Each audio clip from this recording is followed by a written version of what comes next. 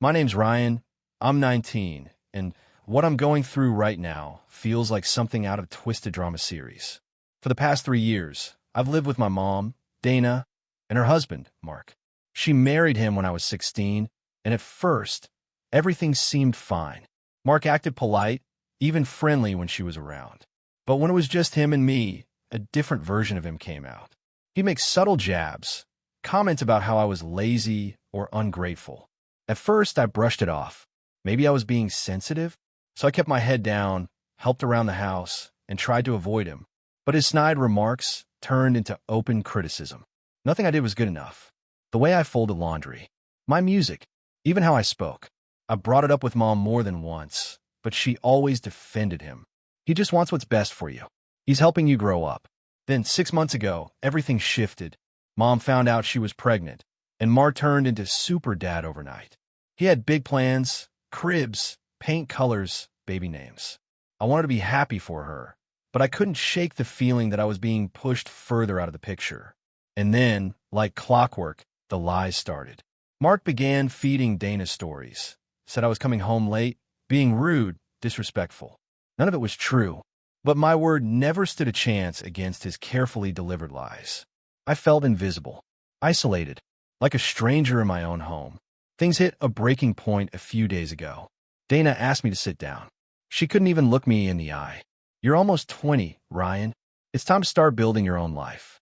With a baby coming, we need space." My stomach dropped. I asked if I did something wrong. She said no, but the way Mark stood behind her, arms folded with that smug little smirk, I knew exactly whose idea this was. I tried to explain that I was still in community college, working part-time. I couldn't afford to move out. Not now. But Dana just kept repeating how it would be good for me. Mark jumped in and said I had 48 hours to leave. 2 days. No plan. No support. Just a deadline. That night, I overheard them in the kitchen. Mark was ranting about how I was holding them back. Dana sounded unsure, but he kept pushing. "He'll thank us later. He needs to grow up." I wanted to scream. But what could I do? Every word I said was twisted, spun, and thrown back at me. The next day at work, I was a mess, barely functioning. My boss asked if I was okay, and I just mumbled something about family stuff.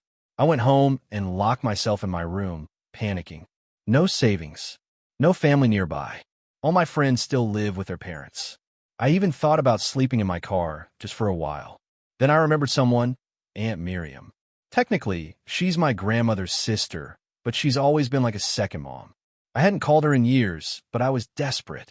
I explained everything. She paused and said, "Sweetheart, don't pack a thing. I'm coming tomorrow. We'll sort this out." The next afternoon, the doorbell rang. Mark answered. I heard Aunt Miriam's calm, steely voice.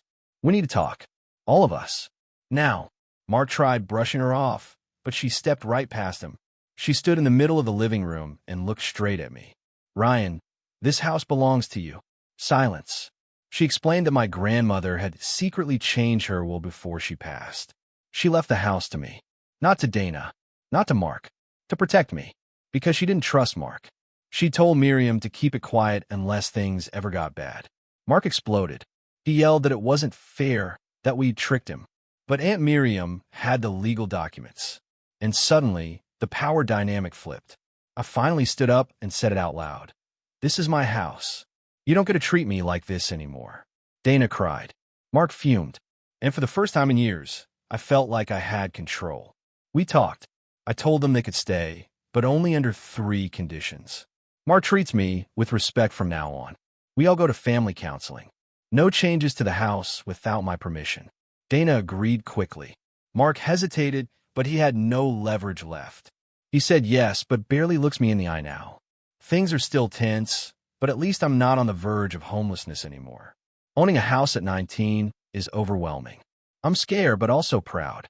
I finally feel like I have a place where I belong, a home no one can take from me. And I'll do whatever it takes to honor my grandmother's faith in me. Let me know if you'd like a shorter version for a video or dramatic reel, or if you want a catchy YouTube title and thumbnail text.